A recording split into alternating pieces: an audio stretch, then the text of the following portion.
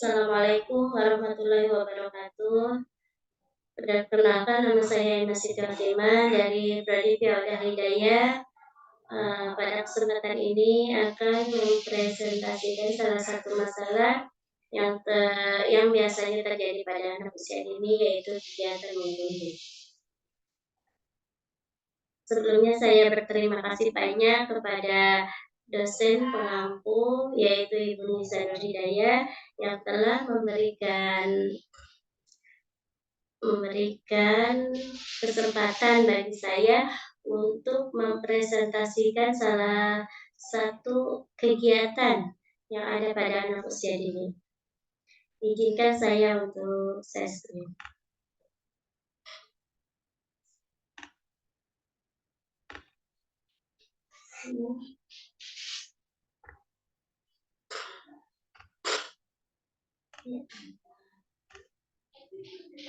Pengertian.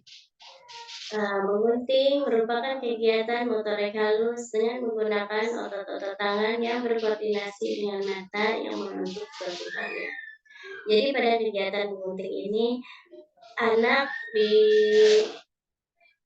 diajarkan untuk motorik halusnya itu agar berkoordinasi dengan mata, yaitu ketika anak memegang gunting dan menggunting kertas ataupun sesuatu yang akan ia bentuk.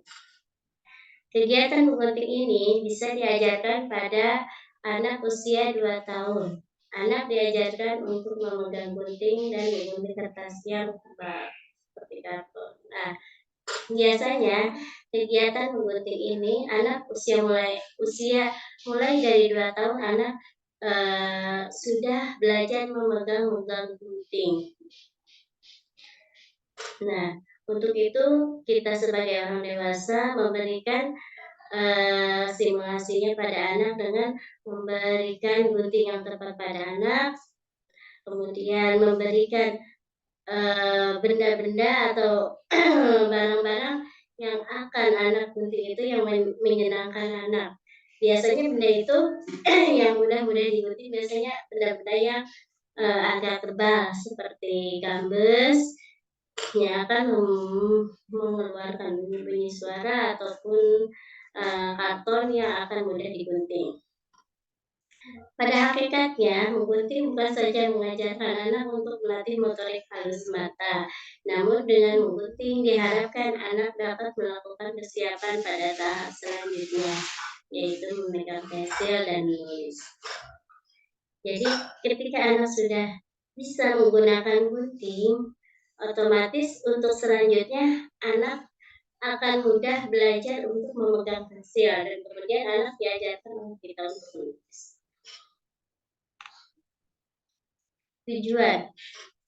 Tujuan memberi pembelajaran anak dalam menggunting yaitu meningkatkan koordinasi mata dan tangan, 2. Mengembangkan motorik halus, ketiga meningkatkan kemampuan anak, keempat anak belajar untuk fokus dan perhatian, kelima melatih kesabaran. Nah, jadi ketika menggunting otomatis anak dituntut untuk fokus pada benda yang akan dia gunting. Nah, itu juga akan menjadi mengukur sampai mana kemampuan anak yang tadinya anak itu masih memegang guntingnya masih salah, kemudian anak itu yang akan sulit merasa untuk menggunting benda-benda yang akan dia gunting. Nah, untuk itu guru diharapkan untuk memberikan stimulasi, memberikan pembelajaran pada anak pada kegiatan menggunting ini. Kemudian manfaat dari kegiatan menggunting ini. Apa manfaat dari kegiatan menggunting ini untuk anak usia dini? Yaitu mengembangkan kreativitas anak dan membangun keterampilan anak yang akan berguna di masa yang akan datang. Kemudian anak akan menggunakan otot jarinya untuk berkreasi sehingga kemampuan motoriknya berkembang dan dapat melatih anak untuk menggunakan inderanya yaitu penglihatan dan indera peraba. Karena menggunting mengharuskan anak untuk jadi selain mengajarkan motorik halus pada anak, manfaat kegiatan menggunting ini akan mengembangkan keterampilan pada anak itu sendiri yang tadinya tidak bisa menjadi bisa. Kemudian, selain itu juga anak akan belajar lebih fokus pada suatu masalah yang akan ia hadapi. Dari belajar menggunting ini, ketika dia tadinya belum bisa menggunting, ketika dia tadinya belum bisa menyelesaikan tugasnya dengan baik, maka, setelah kegiatan menggunting ini dia lalui dengan baik, dia akan melaksanakan sesuatu itu, dengan fokus, dengan menyelesaikan dengan sabar.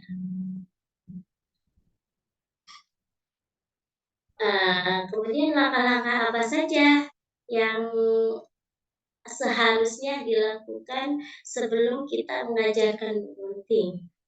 Nah, sebelum mengajarkan menggunting, ada beberapa langkah, ada beberapa hal yang harus kita ajarkan dulu kepada anak.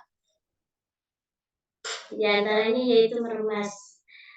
Ketika meremas, anak, otot-otot jari anak akan berusaha untuk membuat remasan-remasan pada benda yang akan dia yang akan dia remas. Biasanya kita, untuk pertama kali mengajarkan pada anak itu meremas, hal-hal yang dia sukai. Misalkan meremas pledol, meremas puisi, ataupun meremas kertas menjadi bola.